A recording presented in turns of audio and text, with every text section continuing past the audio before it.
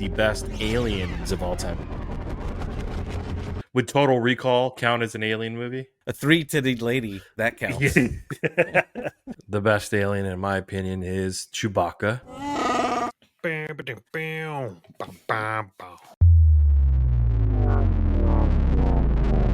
The Shadow Crew Podcast.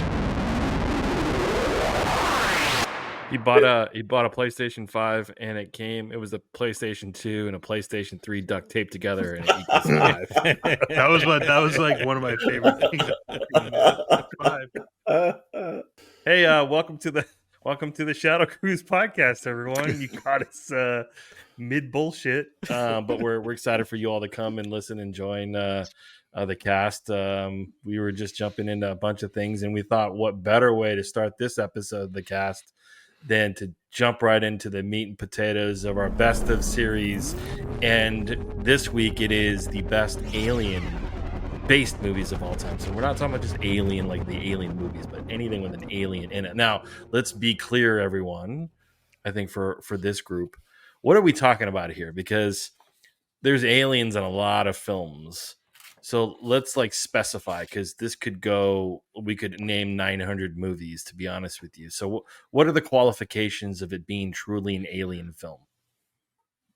A creature from a different planet than Earth. Yeah, that makes sense. Like the Lagoon? As the main character, are we saying? Like the primary character? No. The Anything? alien in Alien is not the main character. Okay. All right. Would Total Recall count as an alien movie? If you count the mutants that were born on Mars, maybe. Okay. All right. Ladies and gentlemen. Three-titted lady, that counts. With that being said, ladies and gentlemen, this will be a 4-hour podcast of the best of series. No, but in all seriousness, let's begin. And I'll throw the first one out because we were just talking about it. E.T. is definitely one of the first, at least when I was a young child. E.T. was I was a wee tot, but E.T. was definitely one of those first alien family friendly movies. The Spielberg, iconic even to this day. Super sad that the ride is closed, but one of the best. Everyone agrees. Jody, The E.T. ride is out of this world. I got on a bike and I rode with E.T. those special effects are great. It's spectacular. It's for everyone. It's great. I've never flown like this before. She said my name. Oh. Ride the movies at Universal Studios Hollywood. I love E.T. I was just going to talk about that too. Like, you say E.T., like my brain honestly goes straight to Universal Studios, Hollywood, the E.T. ride. That's just where my brain went. Goodbye, Chet. Yeah. Every person's that's listening is gonna think we're sponsored by Universal Studios because the past 3 podcasts we've referenced we promise we're not sponsored. Although if the phone rang, we'd pick it up. Absolutely. That's for sure. I will accept Universal Studios money. Yes. Yes. Yep. And I don't know. Also, before he'd call him E.T., I did look this up. He is an Asogian from the Green Planet, also known as Brodo Asagi. Okay. Obviously, it's important information. Yeah, well, because didn't his species make a cameo in the Star Wars? Which Star Wars was that? Episode 1. Yes, they were in the Senate. If you all don't remember it, that's if you watch episode 1, they're one of the aliens. In one of the pods. It was 3 of them. Yes. So go watch it because it is a 2-second little cameo, but worth the watch. Which you gotta question the Galactic Senate because I don't know if they should have gotten him in.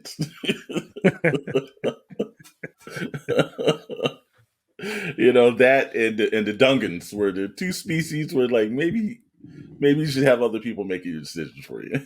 Yeah. Well, I didn't understand because all of the different alien species were talking about like what they're gonna do with this evilness that's going to spread throughout the galaxy. And they raised their hand and they were like, "What about Reese's Pieces? Will that help?" And it was super quiet. So that didn't happen, but maybe the deleted scenes, that would be pretty amazing to see. That was that product placement, and Lucas was like, "I just can't go for that." Like, I was like, "Take it out." When's the last time anybody had Reese's Pieces, by the way? Probably since ET. A couple weeks ago. I love Reese's Pieces. Oh, Dr. Brantley, you're one of us. I love that they went to the Mars company and they were like, "Can we use M&Ms?" They're like, "No shit, no, we're not gonna." And they're like, "Okay, we'll do Reese's Pieces." And that's why I'm having Reese's Pieces to this day and not eating M&Ms. So they screwed up. Well, I don't know. I'm eating the M&Ms, brother. So I don't know. They do it pretty good. For me, I'm gonna say the species. I don't know the name because he never actually had a name, but I remember it did scare the living crap out of me. Was The Thing when John Carpenter's The Thing, because that could mimic anyone, and it has one of the best scenes. And in fact, there was a Halloween photo that I saw on Instagram, like in the last couple of weeks. And they had some guy did his dog and he dressed him up and he had like the thing like exploding from the dog and everything. It was a great costume. But I don't think anybody else other than someone of our age got the reference and everything. But I was like, oh, that's just wrong, man. Well, I'm going to say the alien from M. Night Shyamalan Signs, probably one of the creepiest scenes where the alien walks by. I remember that epic sequence in the movie theater. So whatever alien species they were, Signs is definitely a really good alien film. Well, they had the stupidest weakness of any alien on the planet, though, because water, which Earth is made up of 70% water, it's in the atmosphere. If they were going through a cornfield at night like they were, they would have been hit with little droplets of water all over. So these are stupid, stupid, stupid aliens. They came to the wrong planet. Well, so far, those have been the top 3 on the list, actually. The Dungans, ET, and now the aliens from Sides. Yeah, well, Xenomorph, right? Alien films. Let's just get that out of the way. And all all the aliens in that, like, epic top alien films, for sure. We could probably the best killers ever. Oh, yeah. And also what hunts it, the Predator. Yes. Absolutely. Which, to be quite honest with you, I think he might be the top kind of like alien, because the Predator just, like, he's factored in almost in every kind of like genre. He's fought like almost everyone across the board. If you go through comics, him and Batman squared it down. If you go through, like, they've done a film where they've the two franchises, the Alien versus Predator. So, he's kind of like one of those debatable aliens that's the top of his game, man. Obviously, with my setup, my background, you can tell that the alien species that I really think is the best is the Klingons. They are the best. They're very honorable, warrior. You don't mess with them. And also, the most feared creature in the Klingon Empire, a Tribble. It's the only thing that they're afraid of. You just broke out every damn prop you had in the house tonight, huh? Oh, I'm not done. There's all sorts of props around me. I can't walk.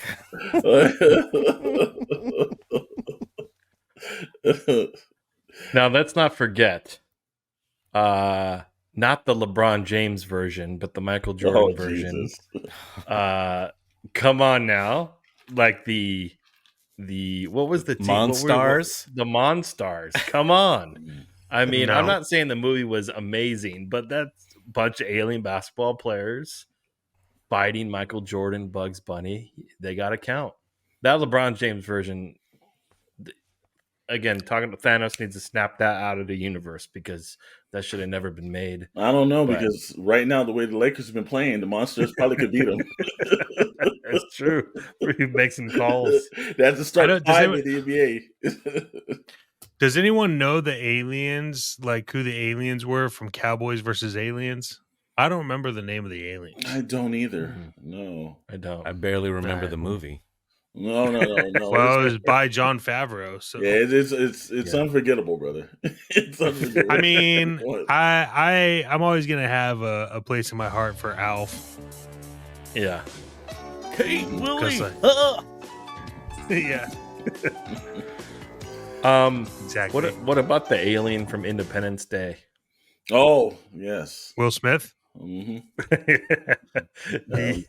I was a little disappointed in that alien when I first saw it, but then there's newfound appreciation when I've watched that movie again. Like, it didn't need to be super scary, and I definitely iconic, that film. So I don't know what the hell the actual character alien species was, but it's definitely up there. And when you said you were disappointed, I thought you was going to go to the Will Smith thing.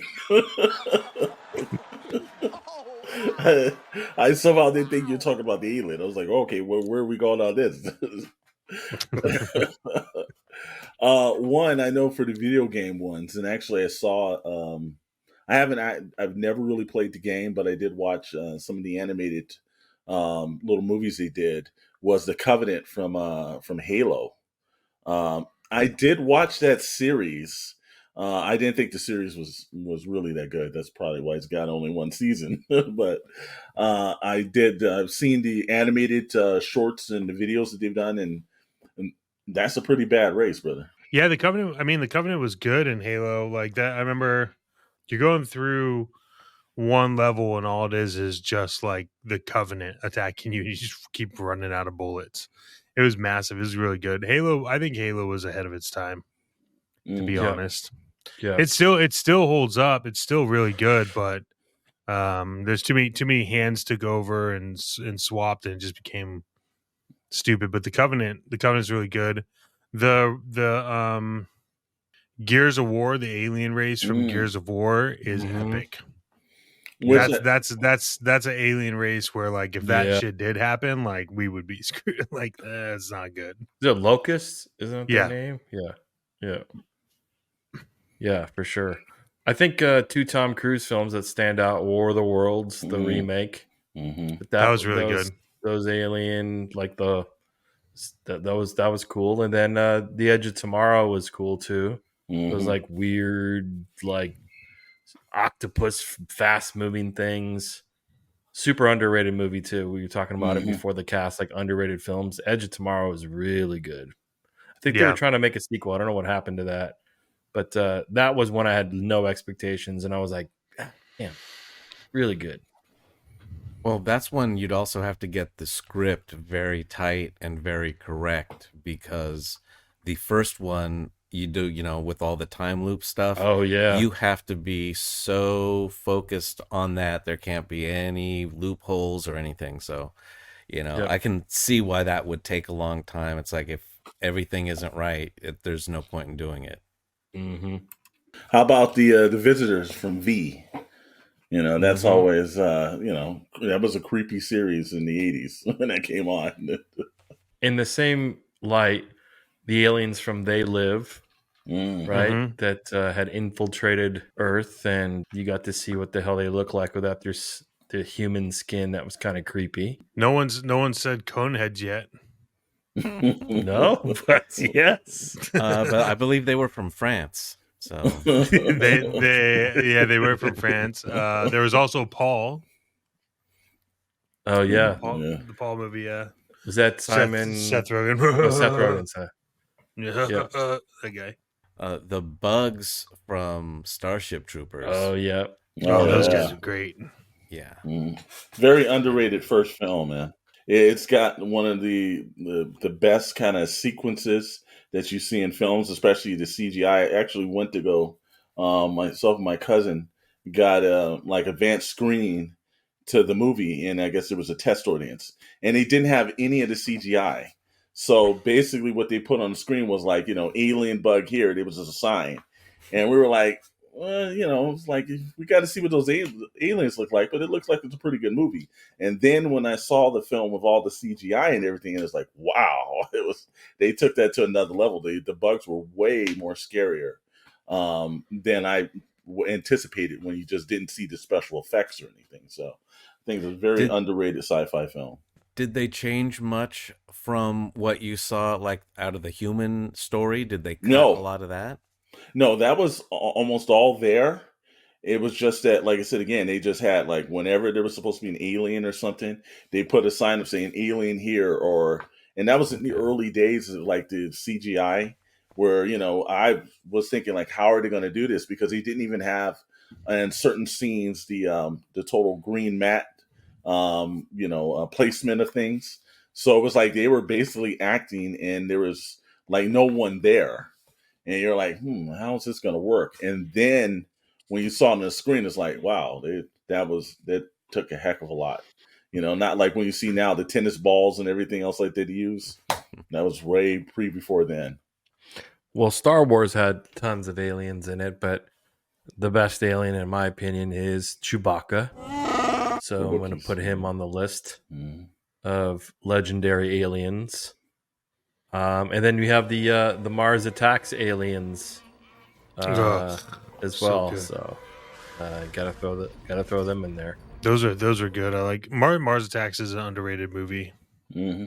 I think, but yeah, I agree. I agree. And another alien from Mars is Marvin the Martian from Looney Tunes. Oh, we're going way back, huh? Oh, yeah. Mm-hmm. We don't talk about the District 9 aliens. No. Yep. District 9 was pretty rad. Great movie. Yeah. I like District 9 because a lot of it was practical effects, and that was great. Mm-hmm. And it was because they made them just like slumlords. What was that really bad? What was that really bad Netflix film with Will Smith and they were cops? He had an alien as a cop. And it just got demolished online. My goodness, I haven't thought of that since it released. Mm-hmm. What was that movie? Wasn't he an orc or something? He was an orc. He was an orc. Yeah, it was because it was a fantasy thing, right? But he was a cop orc. Mm-hmm. I don't know what the hell it was. Yeah, because the fairies lived and elves lived in Beverly Hills. Exactly. Yeah. What the hell was the name of that? Oh, I'm looking it up right now because I can't. If you look right now, quick type it in the comments. It was called Bright. Bright, yes, yeah.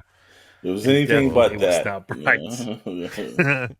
It actually, but it got so much shit for the orcs. Well, you also remember that was the first time they promoted that with the Super Bowl. And they were saying that, that was like the first time they had done a movie for Netflix. It was going to bypass the theaters. So they made a big deal out of it. I just think it was the wrong movie for them they had used and everything because it was such a decisive film. It's like, my goodness. I think David Akers. Yeah, that was a mistake. That was a total mistake. Netflix probably never downlived that one. And I think what was the next one? They did was off of what was it? J.J. Abrams' property that they had done. Oh, they the did the same Cloverfield stunt. project. Yeah, they did the same stunt like I think a year or two later, and that backfired as well. So I don't think we'll see Netflix do any more grand designs like that. What was that other one? He was with his son in the movie After Earth. After Earth. Yeah, M. Night Shyamalan. That one was just not good. Yeah. No. Yeah. And actually, the funny thing too is that there's After Earth, and then there's a oh god, I'm trying to think. I think it was but it was exactly stolen from the exact same After Earth kind of scenario. I think I'm trying to think of the. Was that the Adam Driver one? The Adam Driver film, yes. 65. 65. Yeah, it was exactly like After couldn't... Earth, and the same kind of, same story, same kind of situation, and same like dynamics, an older individual and a child, and they have to make a trek through the planet. It was the same exact storyline. I do think that 65 pulled it off way better than After Earth with M. Night Shyamalan. I thought that it was a little bit more interesting of a film, but same kind of premise almost. I just remember 65 being a really good napping movie. You spent 65 minutes of the film sleeping. Yeah. I did like Aliens in the Attic. I don't remember that one. You don't remember that? That was like what was that one? That was like 2000. Yeah, early. It's like 2009, something like that. They were like ghetto aliens in the fucking. It was so bad. There's one that's like, well, for me, it's totally my childhood. But what's his nuts that plays Ant-Man? I'm forgetting his name. Paul Rudd. Yeah. Paul Rudd always brings a clip of this movie to interviews, but it's Mac and me. Yes. Yes. You remember that? Like that was like 1988 or some shit like that. And I only watched it. I mean, I know I watched it when I was a kid. Like I know I saw that when I was a kid. But I also went back and watched it after Paul Rudd just kept like bringing that on. And I mean, it's hard to watch. But it's an alien movie. Well, one that I actually really liked was Cocoon. Yes, nobody talks about Cocoon anymore. No, but Cocoon is like that's like prime movie. I was like gonna say it's prime Gutenberg is what you have there. Yeah. It's a really good movie. I don't know. How old do you think Wilford Brimley was in that movie? I know how old he was because I'm older than him now. Isn't it crazy? I always thought like watching that as a kid, you would think like they were 85 years No, old. he was like 47. It's crazy. It is crazy. Oh boy. Yeah, that shit had Don Amici in it. Yeah. Wow. All those, Jessica Tandy. There was a lot. Do you all remember Batteries Not Included? Yes. So good. Were they aliens? I forget. I think so. And right? Batteries Not Included? Yeah. Yeah, they're aliens. Mm-hmm. Okay. No. Prime Steve Gutenberg. Yeah. Police Academy. I know it's not an alien film, but I'm thinking there's about good 4 or 5 films and then fell off the map. Gremlins. Well, I don't know if they're an alien. Weren't they a science experiment or something? Well, no, all we know is the Chinese man had him in Chinatown and, don't know where they came from. Sounds like the COVID origin story. What the hell?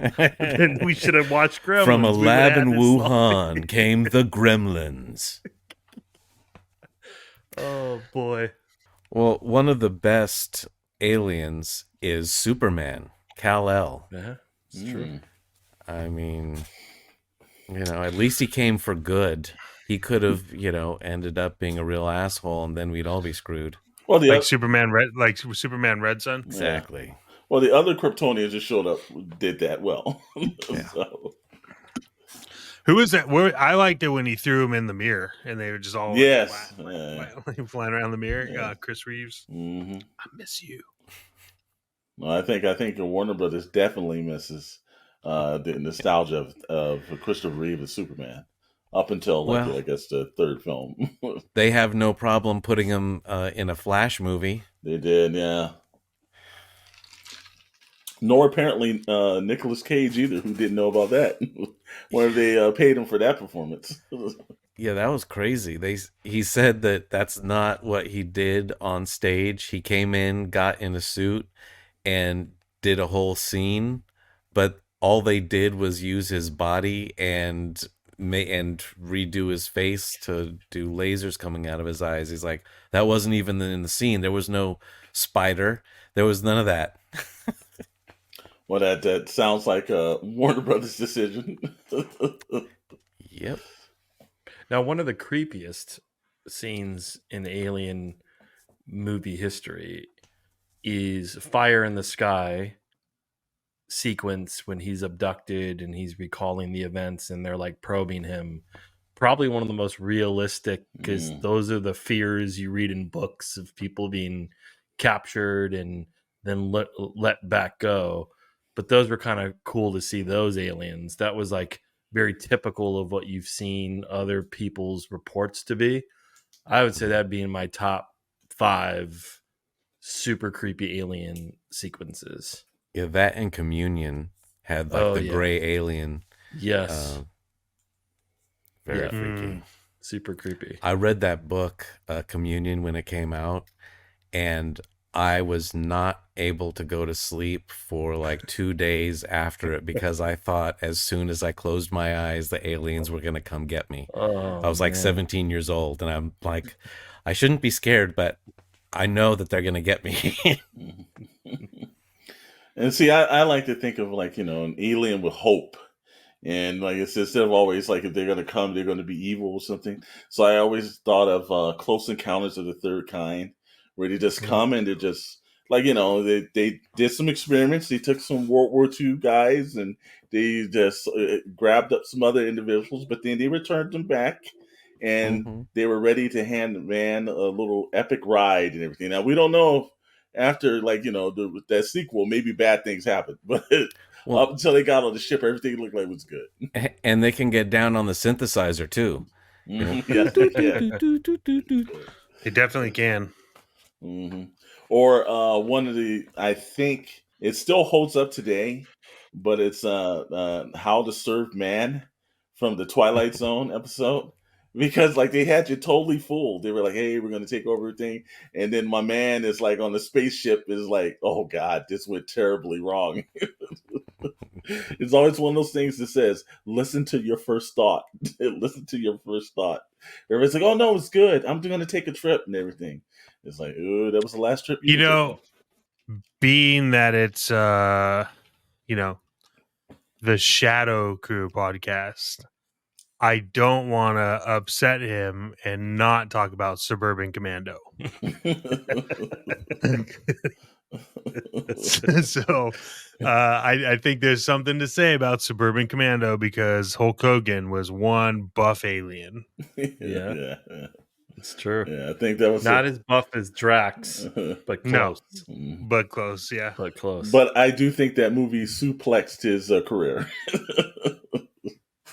We could go on forever talking about aliens. I think maybe the next best of series is Ghosts. And speaking of ghosts, my favorite ghost of all time, Slimer from Ghostbusters. What do you all think about Stay Puft? No, well, that's close. That's a close second. Yeah. What do you all think of this Ghostbusters stuff going on? Another one, Afterlife. Now this new trailer that hit. I'm curious. You got Paul Rudd. You got the kid from Stranger Things. Is it a no-go? Yeah, is it a no-go for you, or are they doing right by the franchise? I mean, they wrecked it once by trying to do the all-female cast. It didn't quite click for me, but it wasn't because it was all females. It was just not good. It was bad writing. But what do y'all think? Look, Bill Murray's in it, so I'll probably watch it. But I got to be honest with you, like the first one they did, whatever that was Afterlife or something. Like it was cool. It was, but it was the only reason why I liked it was because it was like the cameos from like the original crew. Like I don't think that the storyline was very good. Like I just, it's like you got this angsty teenager who doesn't want to live somewhere because the mom classically can't afford to do anything. So they get something that's a handout and everyone bitches about it, but something's cool about it. Like cool, next plot line, like I don't know, Frozen Empire, like I don't know, like Elsa's just pissed off, like what are we doing here?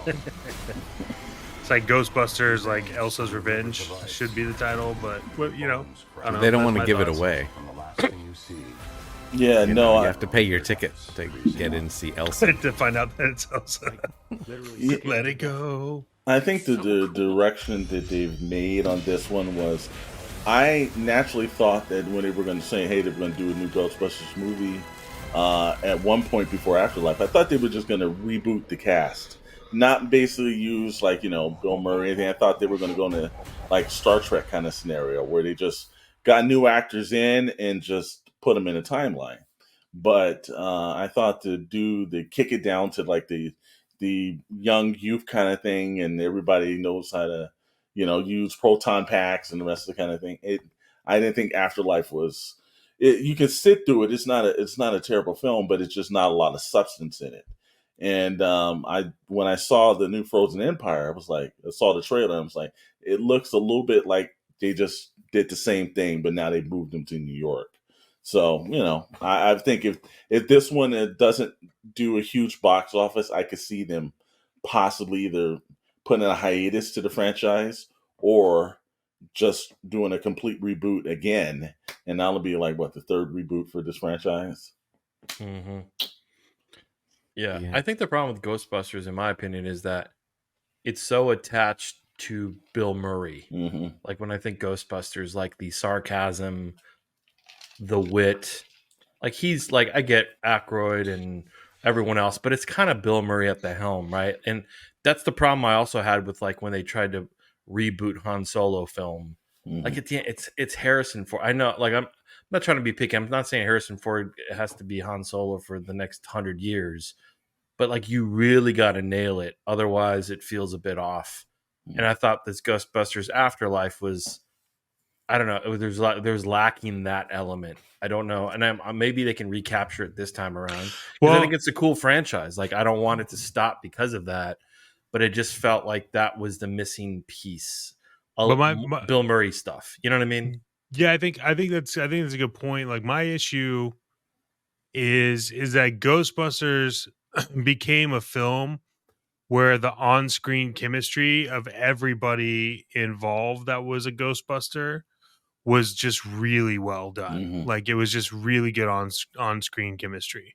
But that was a thing back when a lot of movies were being made back then, is like they casted based on like the chemistry of the people in the room.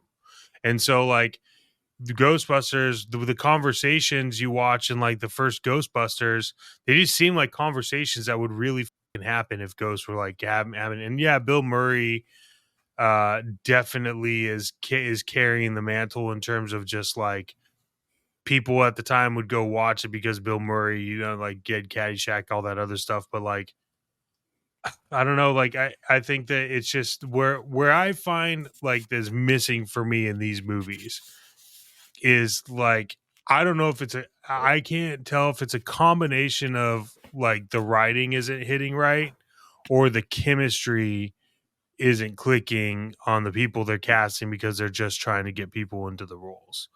And if you watch like Ghostbusters 1, the original, and then watch like any of the new reboots, right? It's because the original Ghostbusters, like, let's be honest, it's not like you're not going to win any awards on the writing, but it was a fun popcorn movie and ended up being like a cultural phenomenon. So how do you reboot something that is weighted that heavy and do it right if you don't spend the time finding, because I think they could have found chemistry for people to carry the mantle of Ghostbusters, but I just don't think they're taking the time to do that. Well, that first movie was a comedy. Ghostbusters Afterlife was not a comedy. It had some humorous bits in it, but it wasn't a comedy movie. And it was like drama. That's what was missing, I think, is because the first two movies, the second one, they lean way more into a little goofy comedy, but the first one is like real guys that just happen to be goofy guys, some of them, and the ghosts are treated seriously. They're not being funny. That librarian is scary at the beginning. All this stuff. Even though it's silly that a giant Stay Puft Marshmallow Man comes in, the creature that's starting it is not. It's the end of the world. So they're missing some of that combination, I think. It's, but it just wasn't a comedy. It didn't have that same feel. So it was surprisingly enough that Bill Murray was not the original. It was Aykroyd wrote it with John Belushi or John Belushi before he passed. And I think he wanted like Eddie Murphy to be in it at some point. Yeah, I don't know. I heard that. But to your point, chat, like they wrote it because they were like friends. They were on SNL. There's not a lot of that in Hollywood anymore. I think the closest you have to kind of that feeling that way from a comedic element is like that whole like Apatow, Seth Rogen, all those dudes that kind of work together, some of the female characters. It's kind of dissipated, but there was a good 10-year stint where they all did different films and it gelled really well. Some like really good things came out of that. But overall, like the comedy stuff feels just like too Hollywood.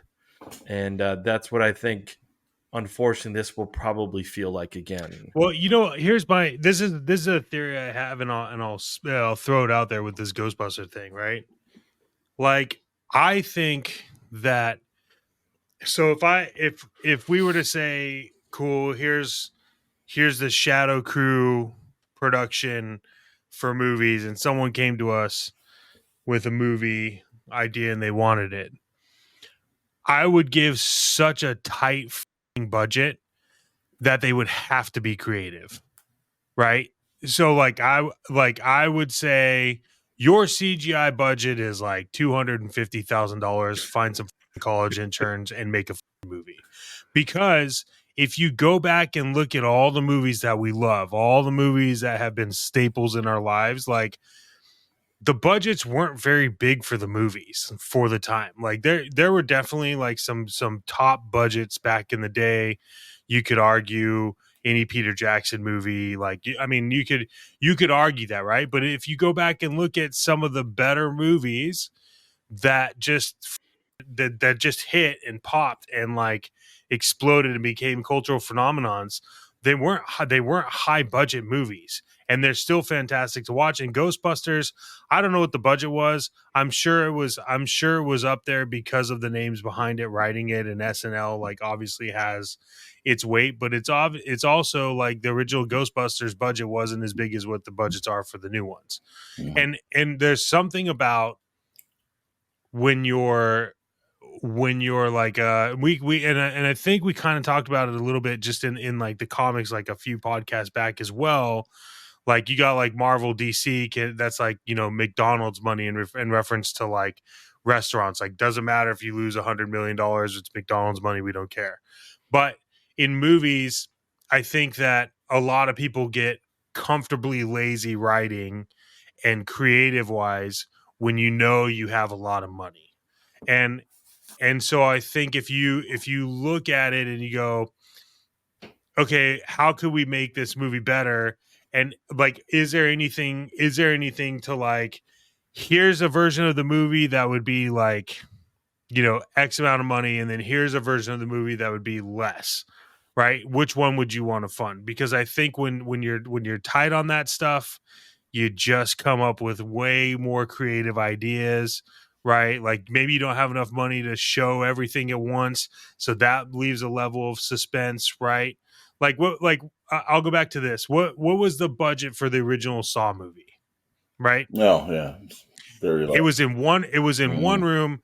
And at the end of that movie, the asshole gets up from the ground after everybody has like demolished, like just ruined themselves. And you just walked out of that and you're like, where has this movie been? Right. But that budget was small because they need to prove something. That was back in the day of like Lionsgate, like kind of like finding their own thing. But I just think that's what's ruining a lot of these movies. Like with Ghostbusters, like here's 200 million, 300, 400 million dollars, go make a movie. And then everyone just sits back and like, let's write over half of this movie in CGI and offload that shit to some CGI bin and let them just make our movie. And then we'll try to make it look cool on green screen. I'm not into it. I think that's been the major problem with like all this lately Marvel stuff. where Absolutely. they've got so much money that they can afford to reshoot and oh well, we're gonna have to redo this ending, so make everybody work double time on the CGI, and it's gonna be done in 2 weeks and it's not gonna look good, but we have to get we'll the put it movie out anyways. Mm-hmm. Well, it's like it's exactly, compare Iron Man 1 to like any of the newer ones. Iron Man 1 didn't have a big budget and used a majority of practical effects enhanced with CGI. Mm-hmm. Now it's just you're in a mocap suit running around like a giant green screen with like you just do whatever you want, and it's like I mean, okay, but Iron Man 1's still the best. So like I don't know what you're trying to accomplish here, right? Captain America: Winter Soldier. What was the CGI in that movie? Yeah, his arm. His arm was a practical effect. Well, they did part of it CGI. Yeah. Okay. But I mean, but again, it's yeah. And why is that one of the better Marvel movies, right? Or the writing.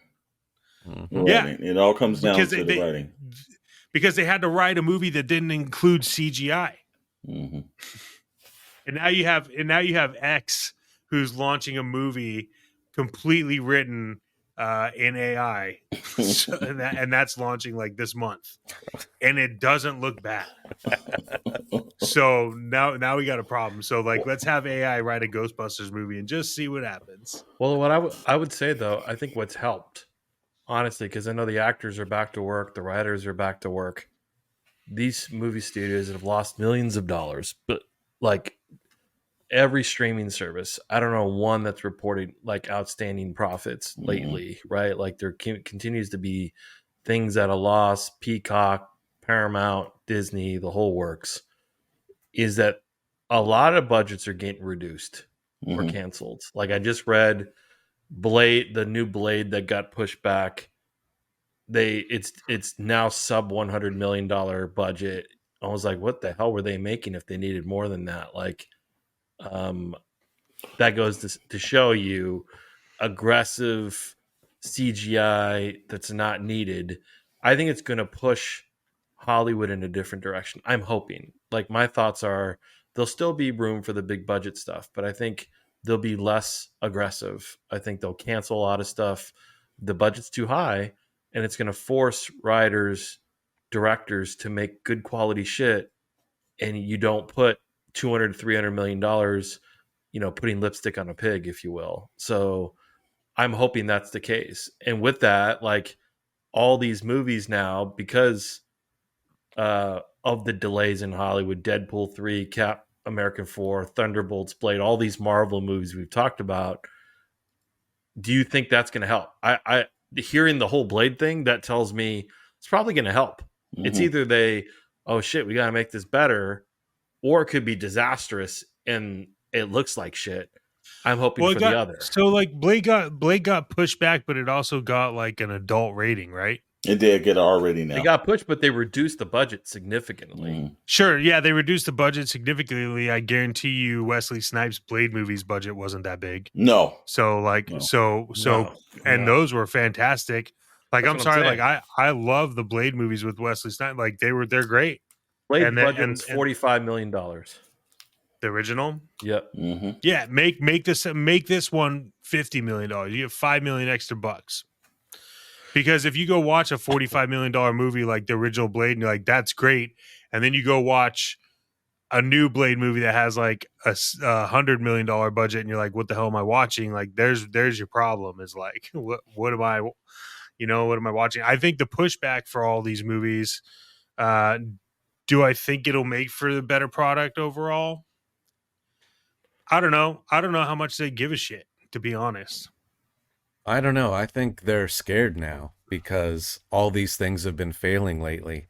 So they're going to want to fix the problem no matter what it is. It's like, if we have to start over, but we're going to do something different than we've been doing. Because if they don't, they are just going to kill Marvel. Well, how many of the original Marvel movies came out before Disney took over? Like 3 or 4. And those were all great. Just put a woman in it and make her gay. Well, here's the thing. Like Go Cat Lincoln.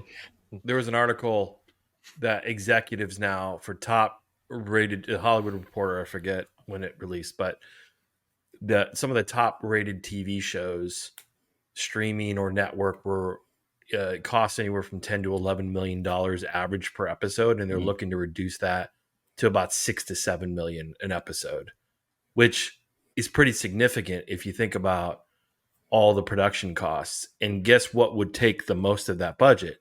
It's going to be special effects, right? So the writing better be good, because again, if you can't write like shit, we have a gap here.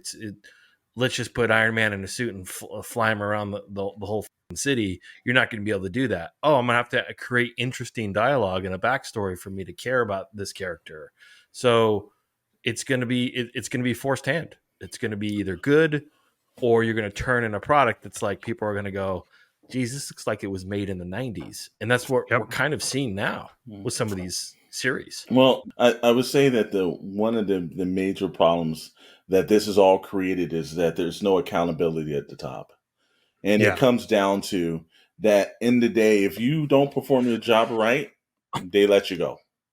And they used to do that a lot in the 80s and 90s in studios. Julie and I always have that joke that, they were very good where if security showed up to your office, after a weekend bad box office, they would hand you a box and that executive would be shown the door. But now what's happening is there's no accountability, at as much as, we love Kevin Feige for the things he's done, people have felt to realize that in the last phase and a half, he's lost probably as much money as he's made through the first 4 phases. But yet there's no accountability for it. They haven't went to him and say, hey, look, man, this is what we're going to do. We're going to reduce. They gave him an actual bonus and actual more duties. And the same thing when you look at the Lucasfilms or you look at any of the other franchises, executives aren't held to Netflix. They've got these guys that are running through the SAG and the Writers Guild, and they're on strike, and these guys are complaining they're not getting their bonuses. And they're like, well, how can you get bonuses if the actual people that are working on these films aren't working? But we don't hold these executives to the same kind of esteem that any other normal job would be held. So now I think there is like Disney's pushback, because Iger's looking around. He's like we were making hand over fist money. We're not doing it now. So now where do I need to trim the fat? What needs to start happening here? And now there's heat on Marvel. And now they're starting to say, okay, we just can't come out with like $30 million episodes that we have to scrap. Now we have to actually make sure that we're kind of running this like a professional studio will have to. So I think that the whole writers being on strike and the actors being on strike was a good effect for Hollywood, in the aspect is that you saw the value in the people that create the shows and they do the things they need to do. But also in the same way, executives can't throw money and just like, well, we'll just come up with any kind of form of entertainment. People's going to sit through it. No, you have to give people good actual product now. And I think now it's how can we get good product for less? That's going to be the main thing that's going to go on from this point on. Yeah, they're going to have to choose when they use the CGI and where they can, cover over it and just be, much more careful and actually write a good story for a change. Yep. Do you know, out of all the Marvel movies, eliminating the 3 latest Avengers movies, Infinity War, Endgame, and Age of Ultron, what do you think outside of those 3 was the highest budget of a Marvel movie? What would you guess comes in number 4? Like the 4th highest? 4th highest, right at following those 3 Avenger films that obviously had Endgame had like a $400 million budget. Oh, yeah. This one has close to $300 million. The 4th Civil War. Any other guesses? Let's see. Maybe Thor 2, I think what's called the Dark World, or yeah, The Marvels. No, Jesus. Yeah. Well, so talk about trying to cover up a massive mistake and a failure you're anticipating by devoting close to $300 million at it, the highest budget outside of an Avengers film. That's crazy. Yeah, right. And that needs to change. Right now, that I needs think to change. isn't it tracking for 48 million this weekend? Yeah, it's curtains. Yeah, well, and that's not even. I don't even think it'll hit that. That's not even the marketing budget either, which is probably another 100 million. Jesus, it's crazy. It's crazy. Yeah, that's like.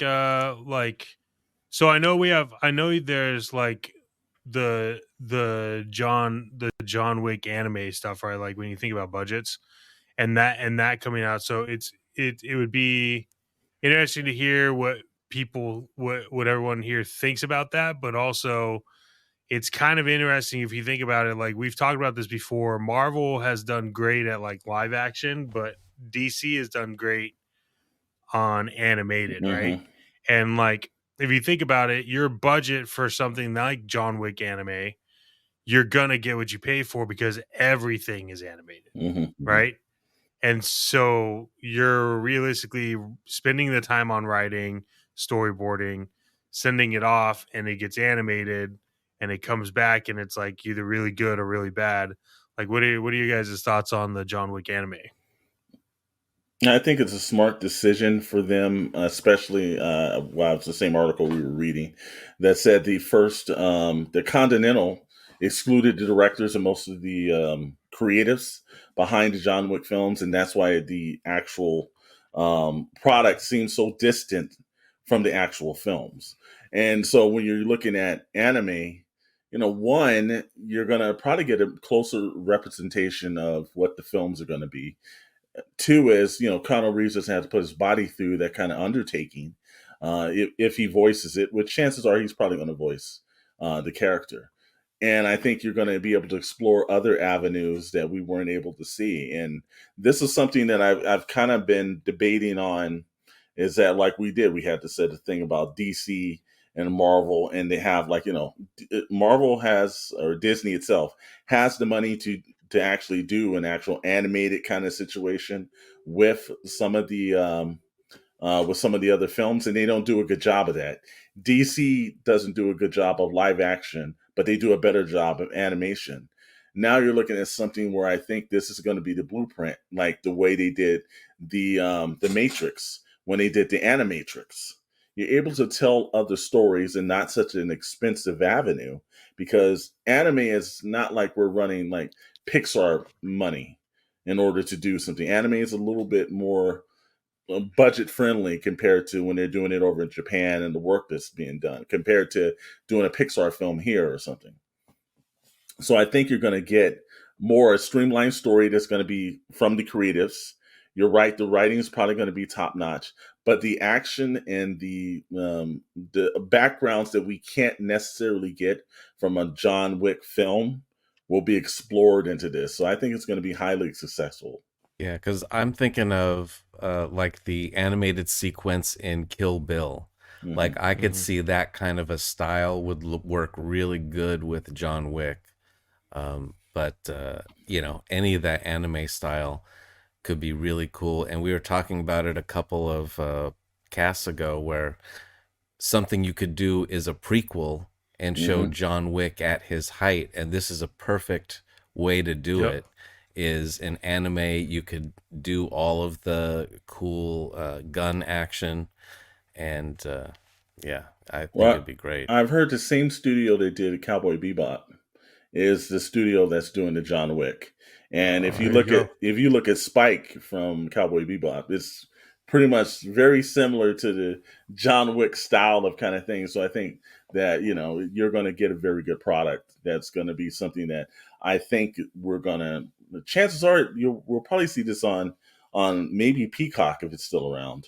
But I think that's going to boost in the same thing, the John Wick lore, Or do you think this will go straight to DVD physical media?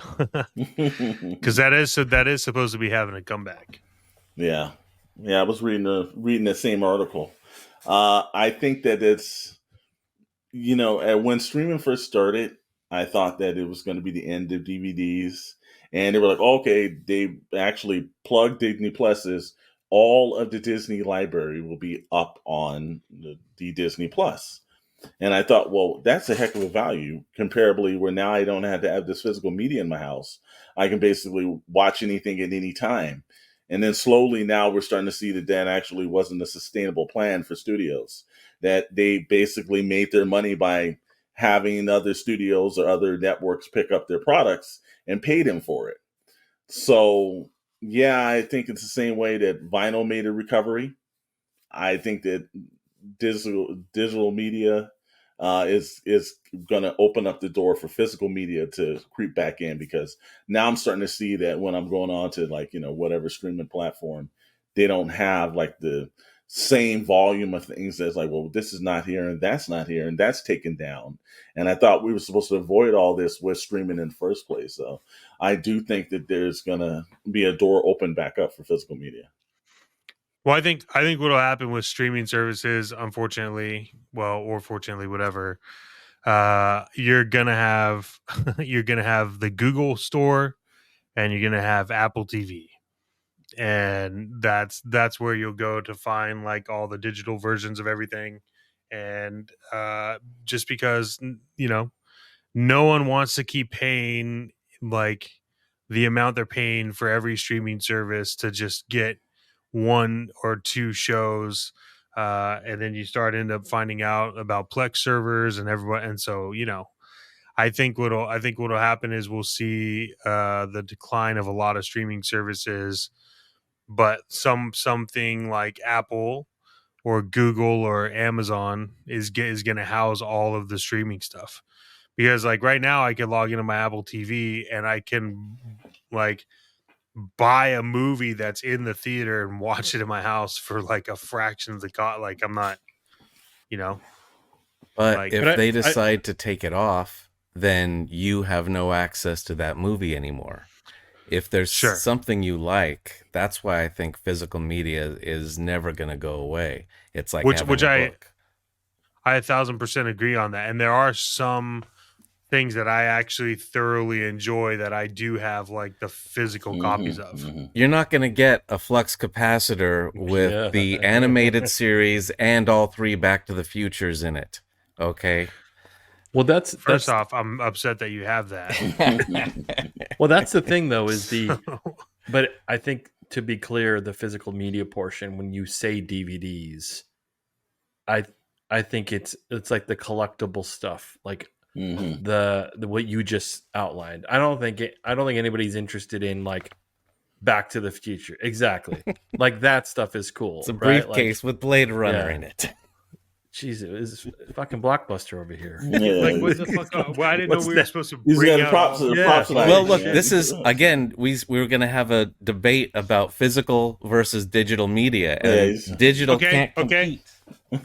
Here we go. One more, okay? Planet of the Apes. Oh, that's the rad. original movies. That's Come rad. on. That's rad. Now it's useless. It's big. It's stupid, but I love it. Yeah. I've got a. This is Isaac Asimov's Robots VCR mystery game. Well, I've got a few. Find that shit. I think next time we do some collectibles, because I've got like a bunch of like cool Blu-ray, DVD stuff, but I think that is the future. I will also say, people like the vinyl portion of music, the vinyl piece, because it's like, it takes you back to a time. It's still the physical thing, but there's something retro about it. I think, if anything, and I'm starting to see this more and more, laser discs. I'm not saying they're going to be exploding, because it's hard to find a laser disc player. It's so much easier to find a vinyl player. But I think laser disc is cool. It's kind of a cool hobby that's catching on for some of those old films, and it's super collectible too. Like that physical asset. You do have to switch it over halfway through the movie, though. That sucks. But hey, it's okay. It's all right. No, you don't. You're changing a real. If you had enough money, that shit would do for you. Yeah, I think time. There's no question. I think there's going to be. I just hope the new generations of folks, and people who love film and TV, they carry that on. And I don't know if it's DVD, if it's Blu-ray. Does anybody remember HD DVDs? I guess do. Blu-ray Heck yeah, run that I have more. some. Mm-hmm. I know, but like, remember, like, does anybody have Betamax? It's I think there's something cool about that, especially if you love a film, you love a franchise. There's nothing better. Speaking of nothing better in terms of physical assets, toys. Mm-hmm. And before we jump into our last topic, which is what's the crew watching today, I think a special shout out to a couple of toy folks, including our sponsor. So as always, I'll turn it over to Mr. Storm to talk about our great sponsor, but also a comment from a special shop of Chet Maddox realm. Yes, well, we're gonna go with the Chet Maddox scenario. We have an Instagram. If you guys don't know, it's go over to Instagram, the Shadow Knows network at Instagram, so you can actually go follow us there. But we post there every now and then little clips from the show or the little posts or any kind of things that we find that we can't really kind of do on the podcast or we can't really do in any of the videos. So this week we posted. Mr. Chet Maddox did a great job of gifting me the His Tank for my birthday, but it was His Tank 3. Sent it all the way from, we're not going to give us locations, but the other side of the country over to back to Southern California.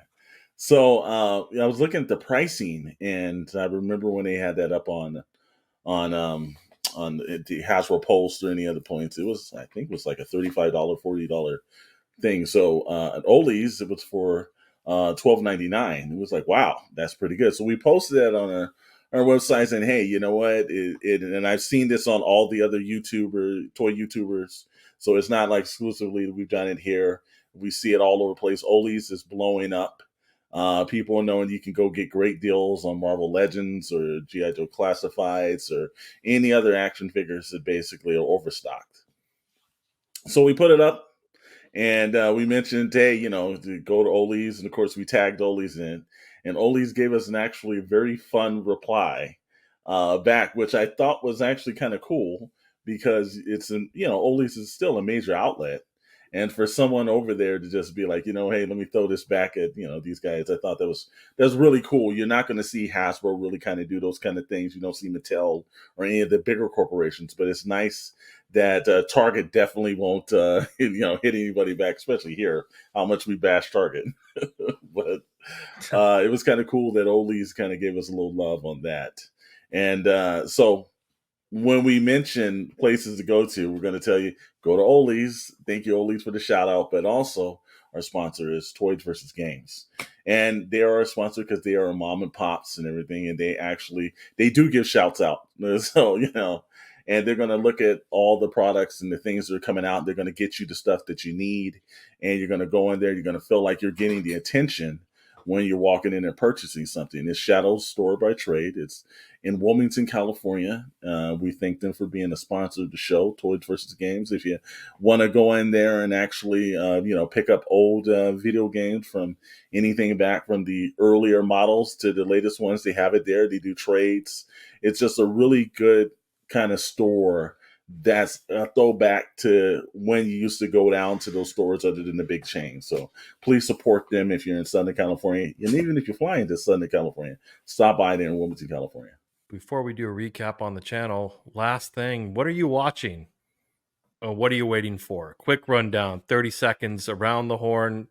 Dr. Brantley, what are you watching? What are you looking forward to? I am watching The Curse of Oak Island. It's come back for its 11th season, and this year they're definitely going to find it. I've been watching for 10 years now. They're this close. They're this close. They're going to get it this time, though. I'm pretty sure. And what are you looking forward to? I was thinking about this, and there's not that much. Probably the next thing right now that I know of I'm looking forward to is Deadpool. Okay. I can't think of any other things that are coming out that I know of that I'm that interested in. Lucky for you, Deadpool got pushed back. Yep. Mr. Chet Maddox, what are you watching? What are you looking forward to? Watching my blood pressure and looking forward to lower blood sugar. I am watching House. I started it again. I don't know if you guys have seen I've that. seen it. But I'm telling you right now, I started it. I'm on like episode 5, and it's like one of the best TV shows I've watched in the last 10 years. And that's old. So I'm waiting that. I also am two things. I'm gonna wait for Deadpool. I wasn't upset with the second one. I think it was fun. And I think I'm also extremely attached to what's happening with Blade because of the fact that I do love the Wesley Snipes Blades. Like I don't know what's going to happen with it. I'm excited to see what happens with it, even if it's bad. Just I'm hoping that it's not. So I think that's it. So yeah, so I'm watching House and looking forward to Deadpool and Blade. Mr. Storm. Two things. One, which with the whole strike and everything else, I didn't know there was anything new coming out. But the second season of Quantum Leap, I was pleasantly surprised by the first season. I was kind of like, all right, this is a reboot. Is it going to work? Is it not? They actually did a good job of a throwback to the original series, yet made it their own. And the second season started even better. So I'm kind of shocked. I think there's 5 episodes of the second season, and I thought that was going to be delayed due to the strike, but they've been pleasantly surprising. And the second thing that I'm watching that was pretty good. It's on free, but it was at one time on Amazon. Bosch Legacy. Just a great show. Great actors involved. Great direction. The second season of that just premiered the last couple of weeks, and I just saw the season finale of it. Very good show. What I'm waiting for is Echo, because of the fact is that character was I loved it in the Hawkeye series, and it looks, the trailers and everything, even though I've heard there was little problems behind the scenes and everything, but the trailer looked pretty good. So I'm kind of looking forward to Echo, because Loki wasn't, I think, up to the cuff this time around. So I'm looking forward to having like a new Marvel series to actually watch. I will say what I'm watching, which is so far different from what I typically watch, but it was recommended to me, and I'm no way into Formula One racing. But there's a series on Netflix called F1 Drive to Survive, and it chronicles. There's 5 seasons. I'm into episode 5, season 1. All the drivers and the teams and the drama and the races unfolds, and it's pretty crazy how well documented and filmed it is. And you'd think it was scripted because of all the drama and the characters. Super interesting in the world of racing. I had no idea, but for a change, because I couldn't find anything was like super cool. Some of the stuff's already ended and some of the new stuff is trash. I've gone to reality TV in a sense, docuseries. I think that's where the future is, to be honest with you. So I would recommend. You don't have to be a racing fan. I wasn't, and I'm into it. And what I'm really looking forward to, this is light years away, but James Mangold at the helm of the Star Wars franchise. I know Dave Filoni's taking a part of it. James Mangold's going to work on some other stuff. I want to see his take, because I think it'd be cool and interesting. Filoni's proved out to be a really great Star Wars captain there, obviously coming off Ahsoka and the work he's done on the animated side of things, helping with Mando. But I want to see someone else rendition and take, post Lucas. So I'm looking forward to that. It's probably years from now. But the other side of Star Wars, where that goes. But he's made some really great films, and I can't wait to see his take. So, channel updates real quick. We've got more retrospect happening again. If you haven't checked out the channel, Dr. Brantley and Mr. Storm continue to provide some really great retrospect series. So again, if you're in the kind of the classic movie monsters and some of the classic films, even some of the current stuff, I'd recommend you watch it. What's up next? in the lines of retrospect? What do we look forward to in the movie monster scale? Well, Dracula is coming soon. Yeah, Dracula. And I think that's probably the best one of the retrospect. You're gonna catch it. I thought the Wolfman was pretty good. Frankenstein, we kind of muddled through it because it was a little tough. The Mummy was decent, but Dracula is probably going to be the best episode so far. Awesome. Well, please take a look at that for all of you listening. New unboxed episode with chat. Obviously, enjoy those. Some interesting toys and other things. So I know chat's closet's full of interesting things. What's up next? Anything in your toy box, sir? Yes. So this one's going to be the last one that's not like a series, but Alf is coming up. The convention exclusive Alf is coming up. And then the next one, I just actually picked up the final one to unbox them in the series, but the last Ronin NECA toys. I found the Walmart exclusive all white last Ronin toy. So I have 4 of them now that are going to be unboxed, and then that'll lead into a good amount of unboxing those. And then after that is the Batman animated series figures, all of them. Yeah. Yes, I found a Batman one finally at Target, so I've got 3 down, a couple more to go. But Alfred's coming out this week, I think. I saw that. Awesome. Obviously, Shadow toy hunts, more coming. I love those takes. I think the last episode was pretty funny, but again, if you're looking to identify best deals across the country, specifically in parts of LA, it definitely stumbles across some interesting toys I would have never imagined would wind up in some of these places. Keep watching there. And then, for those of you who are into wrestling, the Tech Master returns. Some interesting things in the world of pro wrestling. Again, the whole merger with the UFC, some big stars returning, coming back. So looking forward to that. And then last update, Mr. Storm attending a big show. What do you want to say to everyone in the toy universe of your appearance? I would love to say that that's actually big, but it's probably not.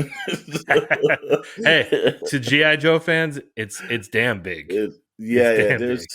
I just last year I heard about it and I didn't really do it. I stay out in the Inland Empire, so it's kind of like outside of LA. And there's the SoCal Joe show, which is a very G.I. Joe centric show that's going to be on December 10th in Temecula, California, out here. So I'm gonna pop in and see what this is all about, because I've seen a couple other toy YouTubers that are from this area as well that's went down to it, and I'm looking forward to just going there. So I'm gonna shoot some video, walk around and see. Believe me, no one's gonna notice I'm there, but it's gonna be cool just to pop into another one. And then also remember, December 1st through the 2nd is going to be Comic-Con LA out here, which is a pretty big event for us. So, I don't know. I know we were all talking about trying to attend to that, but we'll see. But I definitely will be at the SoCal Joe show on the 10th.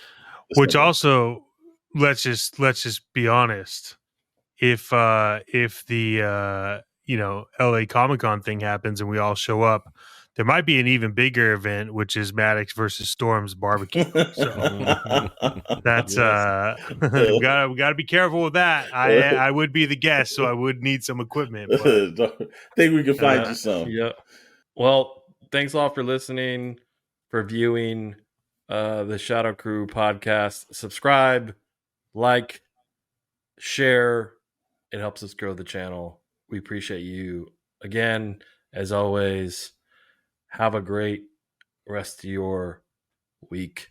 We'll see you next time. Adios. Peace.